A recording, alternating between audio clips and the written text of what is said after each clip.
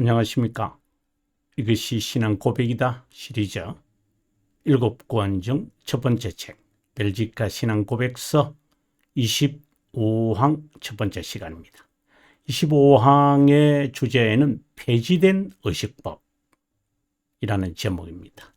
그러면 여러분 가지고 있는 책 428페이지로 함께 가서 본문을 읽으면서 오늘 내용을 파악하도록 하겠습니다. 예, 책 428페이지입니다. 폐지된 의식법, 도덕법이나 사회법이나 그리고 율법 이런 등등이 아니라 특별히 율법 중에 의식법이 폐지되었다라는 말씀입니다. 이런 말씀은 히브리서에도 잘 나타나죠. 아무튼 오늘 고백의 내용을 한번 읽어보도록 하겠습니다. 우리가 믿는 것은 율법에 있는 의식들과 표상들이 이렇게 되어 있습니다. 그리스도의 오심으로 중지되었던 것과 그것들이 표징했던 여기서 표징이라는 것은 여러분 여기에 되어 있는 것을 한번 기억하면 좋겠습니다. 표징했던 또는 figures 또는 표상 뭐 이렇게 상징 다 좋습니다. 심볼 모든 그림자가 성취되었다는 것이다. 그래서 그것들의 사용은 그리스도인 가운데 폐지되어야 한다. 하지만 그것들의 진실과 본질은 그것들을 완결하신 예수 그리스도 안에서 우리를 위해 남아있다. 자, 여기서 중요한 거죠. 진실과 본질은 여전히 남아있다. 왜? 우리의 유익을 위해서 그런 것이다. 동시에 우리는 율법과 선지자들이 준 증거들을 여전히 사용하므로 복음의 교리 안에서 확인하고 하나님의 의지에 따라 그분께 영광을 돌리기 위해 가장 성실하게 우리의 삶을 교정한다. 여러분 여기서 율법과 선지자라고 하는 이 단어를 나란히 쓰고 있다는 점을 여러분 어떻게 생각하십니까? 이렇게 나중에 제가 자세하게 설명하겠습니다만은 선지자는 율법의 해석자입니다. 해설자, 해석자 다 좋습니다. 그리고 동시에 또 이렇게 할 수 있겠죠. 동시에 저용자입니다. 율법과 선지자가 이렇게 나란히 놓여 있는 것입니다. 그래요? 율법을 해석하고 적용하는 자입니까? 우리가 한번 찾아보도록 하겠습니다. 예, 여러분 제가 쓴 그 연구자용 그러니까 기독교 강요 2권 7장 1항에 관한 겁니다. 저 제목이 이것이죠. 율법의 중심의 그리스도. 그리스도 중심의 율법 해석. 율법은 오늘 우리가 이제 폐지된 율법에 대해서 배우고 있습니다만은 주님이 오실 때까지 선택된 자의 마음을 준비하는 것으로 그 목적은 오랫동안 지체되어 지치지 않기 위해 기대를 강화시키고 그분을 향한 소망을 일깨우기 위함이다. 지치지 않고. 칼빈 선생은 율법을 크게 세 가지로 본다. 삶을 위한 경건하고 어려운 규칙인 십계명만 아니라 하나님께서 모세에게 주신 종교의 형태를 말한다. 두 번째, 도덕법, 특별히 십계명을 말한다. 그 다음에 세 번째가 오늘 우리가 살피게 되는 각종 민법, 형법, 그리고 의식법이 포함되어 있다. 자, 이렇게 쭉 내려가다가 율법의 목적에 관한 이야기를 하다가 여기 나옵니다. 선지자들은 이것을 가르쳤는데 강력한 메시지로 전하곤 했다. 그들은 율법의 참된 의미를 뭐라고 되어 있죠? 해석하는 자다. 이렇게 되어 있습니다. 반드시 가져야 한 통찰력을 백성들이 갖게 했다. 자, 그러면 여러분 제가 의도하는 바를 아시겠죠? 그러면 다시 우리가 본문으로 돌아오도록 하겠습니다. 예, 본문으로 돌아왔는데 율법과 선지자, 제가 왜 이것이 중요하다 이렇게 나란히 사용되어졌느냐는 이야기를 여러분에게 했습니다. 한 번 더 읽어보겠습니다. 동시에 우리는 율법과 선지자들이 준 증거들을 여전히 사용하므로 복음의 교리 안에서 확인하고 하나님의 뜻에 따라 그분께 영광을 돌리기 위해 가장 성실하게 우리의 삶을 규정한다.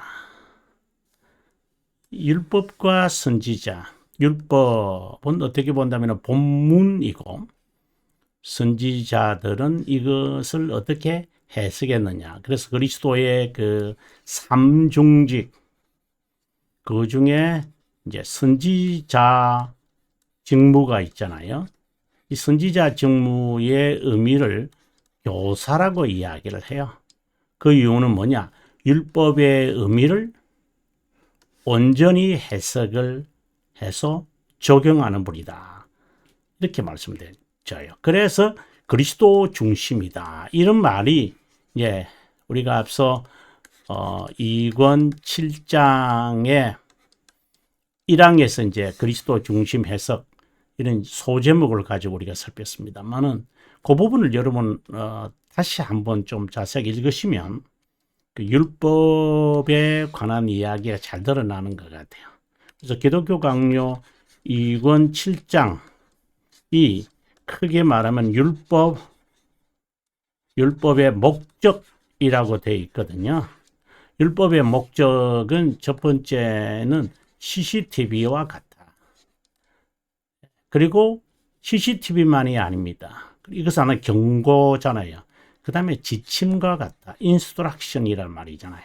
그 다음에 세 번째는 하나님의 약속을 담아 있다. 대략 이제 이렇게 우리가 살핍니다만은 꼭 율법에 관한 내용은 고백서에서도 잘 나타납니다.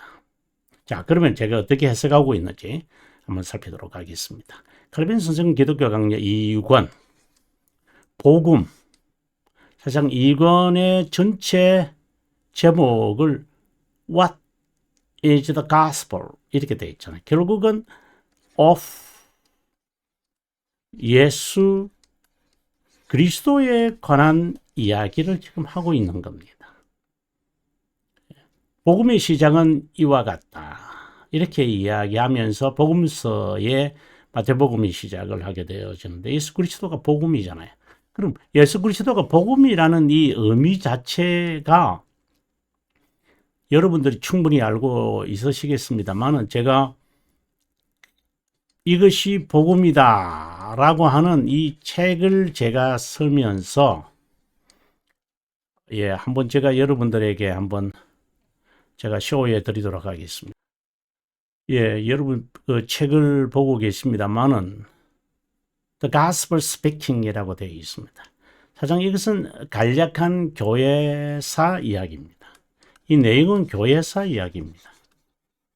이 교회사 이야기에서 복음을 지키기 위해 살아온 생애 또는 사람들 이것을 제가 여기서 밝히고 싶은 겁니다. 복음이 뭐라고 말하더냐? 복음 자체가 뭐다? 이것을 이제 이야기하려고 하는 것인데 저는 그렇게 보지는 않습니다. 복음의 구성 요소가 있잖아요. 복음의 구성 요소는 바로 죄들의 용서와 회개다. 이렇게 되어 있잖아요. 이 두 가지로 구성되어 있거든요.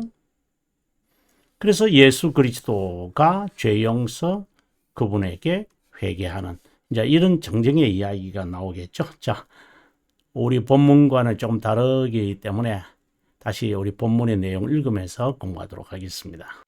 칼빈 선생은 기독교 강요 2권 복음이 무엇인지 밝히는데 그것은 하나님의 아들에 관한 내용이다. 그분은 곧 예수 그리스도이고 복음 자체이다. 복음을 풀어내기 위해 칼빈 선생이 그분과 관련 짓고 그리고 그 다음 페이지에 그분에 관한 설명으로 복음의 진리를 시작하는데 그 전개 과정은 매우 흥미롭다. 먼저 원죄와 타락. 신앙 고백서에서 반드시 다루고 있는 것이 있다면 원죄와 타락입니다. 지금 저희가 벨지카를 봅니다만은 14항, 15항, 그리고 칼빈생이 1장에서 5장에 걸쳐서 원죄와 타락을 말합니다. 그런 후 중보자인 그리스도를 6장에서 언급한다. 중보자에 관한 설명은 아주 중요하거든요. 벨지카에서 가장 중요한 핵심이 있다면 중보자에 관한 개념입니다. 중보자에 대한 설명은 그분의 성육신과 삼중직으로 설명하기 전까지는 율법을 설명을 하고 율법과 복음, 구약성경, 신약성경에 나타난 언약, 참 밀접한 관련이 있습니다. 이렇게 볼 때 복음에 관한 설명은 죄, 중보자, 언약이다. 복음을 우리가 이야기할 때는 죄, 중보자, 언약. 개혁신앙의 특징이 있다면 언약, 그죠? 언약 신학이다. 언약 신앙이다. 이렇게 저는 말하겠습니다. 25항의 오늘 우리가 살피는 25항의 고백의 내용은 6장, 7장, 10항. 이건 언약이죠. 이건 중보자에 관한 율법에 관한 건데요. 이건 6장에서 율법을 이제 중보자를 설명하죠. 중보자, 율법, 그리고 언약 이렇게 설명이 되는데요. 아주 중요한 개념입니다. 율법하고 죄와 또 밀접한 관련이 있겠죠. 자, 아무튼 계속해서 읽어가겠습니다. 이상의 내용은 모두 벨지카만 아니라 웨스트민스터 기준서, 웨스트민스터 기준서에는 세 가지가 포함되어 있다고 우리가 이미 알고 있습니다만은 한번 그래도 복습 또 모르는 분들도 간혹 있을 수 있기 때문에 우리가 웨스트민스터 신앙 고백서, 웨스트민스터 대교리 문답서, 웨스트민스터 소교리 문답서 이렇게로 구성되어 있습니다. 여기서 기준이라는 것이 스탠드를 말합니다. 정말 저는 좋아하는 이 말이라고 저는 봅니다. 기독교인의 중거 기준이 뭔가? 보통은 이제 웨스트민스터 표준서 아주 좋은 말이죠. 우리가 킹 제임스 버전이라는 이 말에서 이것을 authorized Bible 이렇게 하잖아요. 흠정력이다 이렇게 하는데 영어로 보면은 authorized Bible 이거거든요. 그러니까 뭐 이 author는 저자, 권위, 가장 권위가 있는 뭐 가장이라는 말보다 권위 있는 책이다. 이렇게 이제 되어 있는데 정말 좋은 표현 같아요. 뭐 킹 제임스는 별로 여러분 중요한 인물은 아니고 제임스 1세를 말하는데 그래서 보통 분들이 이제 흠정력이다 이런 단어를 더 선호하곤 합니다. 지금까지 벨지카는 우리가 지금까지 살피고 있는 것은 이렇게 성경 구속사역인데, 이제 모든 것을 마무리하기 위해 중보자에 관한 결론을 25항과 26항에 내리게 됐다. 이것은 마치 앞서 이야기했던 기독교 강요 2권 마치 율법에서 먼저 6항에서 그리스도를 언급하고 난 다음에 7항부터 이제 시작을 해서 지속적으로 설명을 하잖아요. 그리고 7장에서 율법의 목적, 8장에서 10계명, 9장에서 복음과 그리고 구약 성경, 율법, 10장에서 성경에 나타난 신구약 성경의 유사성, 차이점, 그렇게 이 설명을 하거든요. 그리고 난 다음에 여러분 12장에 가서 언약 신앙에 관한 이야기를 이제 하게 되어지고 중보자 이야기를 이제 하게 되어지는데 상당히 유사하죠. 율법, 그 다음에 중보자, 중재자, intercession이라는 단어를 씁니다만, 어떻게 보면은 진리이신 중보자 하나님을 중심으로 하나님의 측면과 인간의 측면, 또 다른 말로 한다면은 제1원인과 제2원인 간의 설명이라고 해도 과히 틀리지 않는다. 레위기와 히브리서를 읽는 듯한 느낌을 준다. 율법과 복음의 관계는 시방에서 잘 나타납니다. 이거는 칼빈 선생님이 말하는 기독교 강요를 말합니다. 여러분, 해석만은 아니라 진리를 믿는 데 매우 중요하다. 율법을 통해 복음의 진리를 더 바르게 깨닫게 되고 하나님에 관한 진리를 더 정확하게, 이거는 사실상 이론이 아닌 것 같아요. 여러분, 구약 성경을 읽거나 특별히 우리가 정말 늘 가깝게 두는 욥기, 그리고 시편, 그리고 잠언, 전도서, 아가, 애가, 이런 6편의 시가스는 특별히 그리스도 중심이죠. 그리스도 중심으로 되지 않으면 해석이 안 됩니다.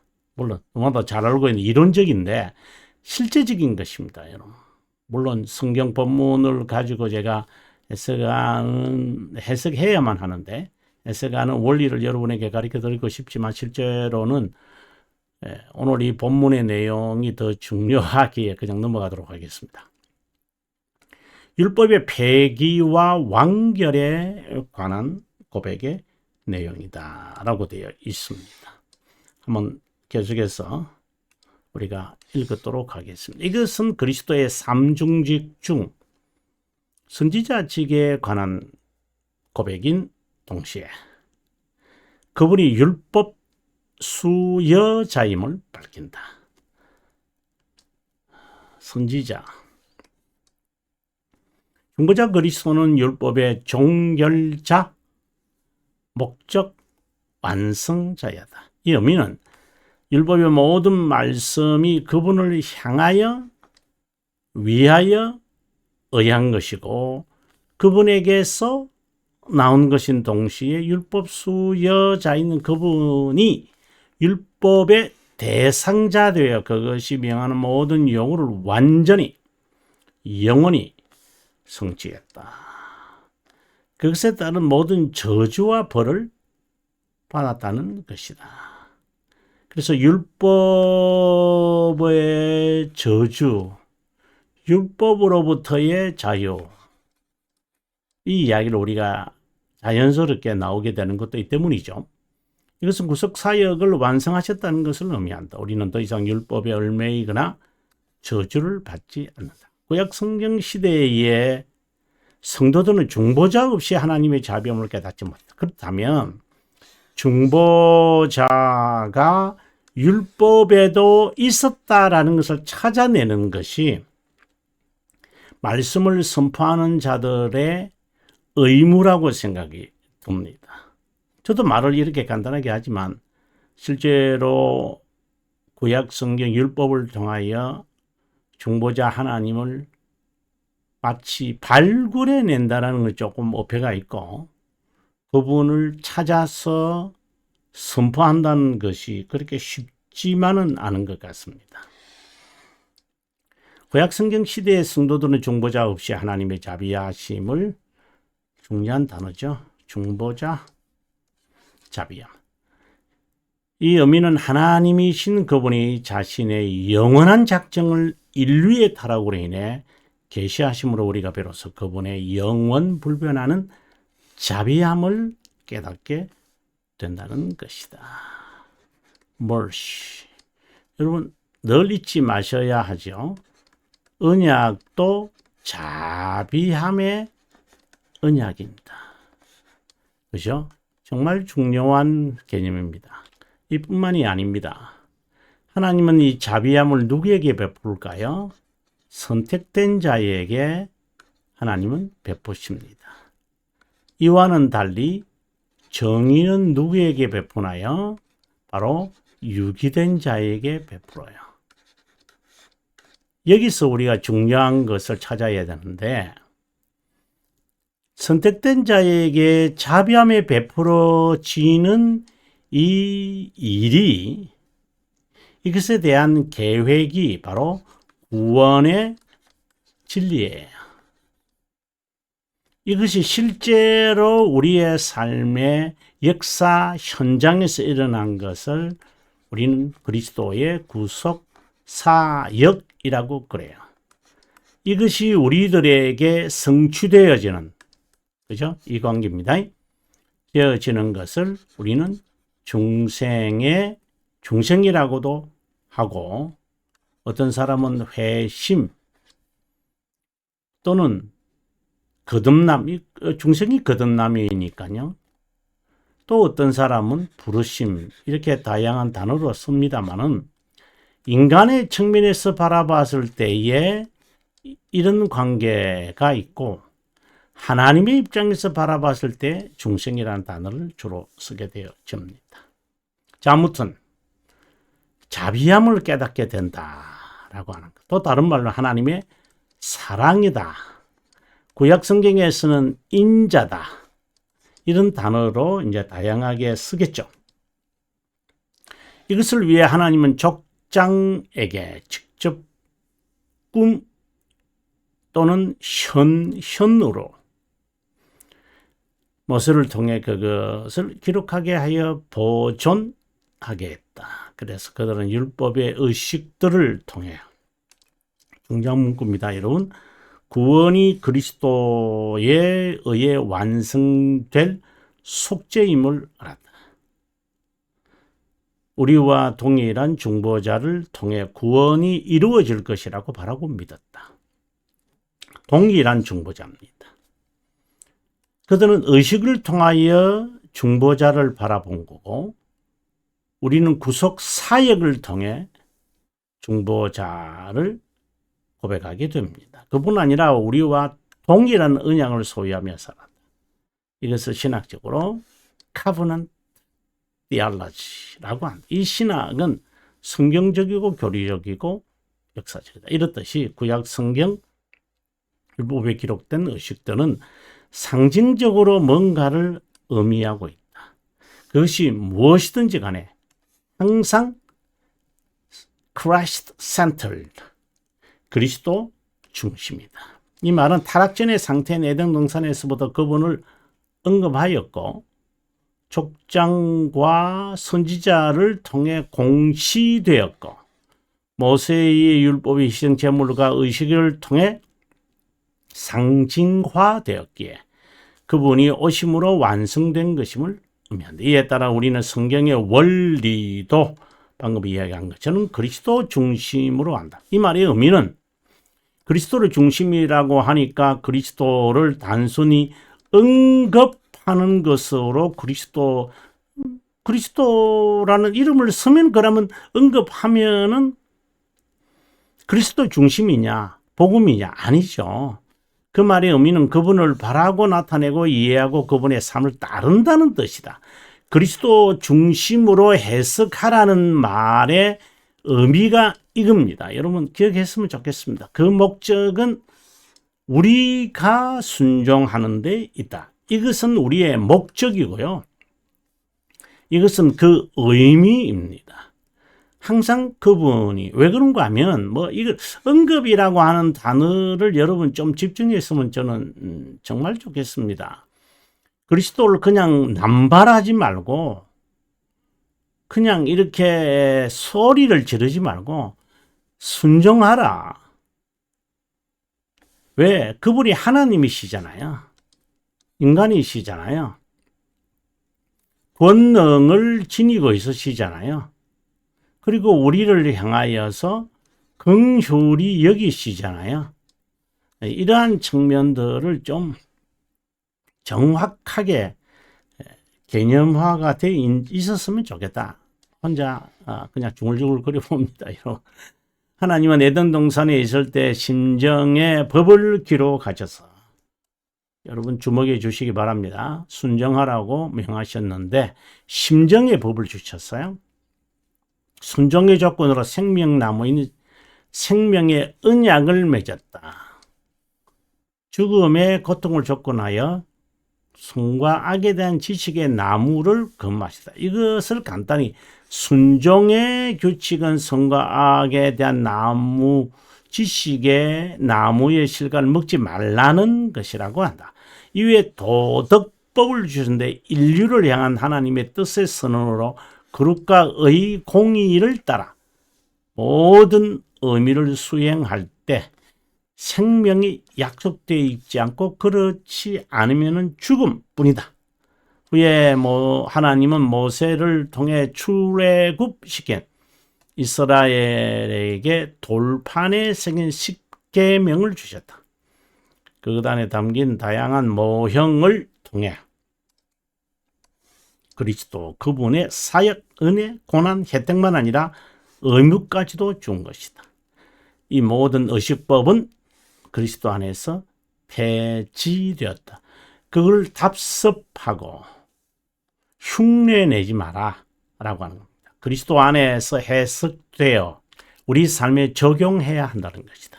율법은 그분에 대한 것을 파악하는데 중요하다. 그래서 선지자라는 말을 여러분에게 알려드렸던 겁니다.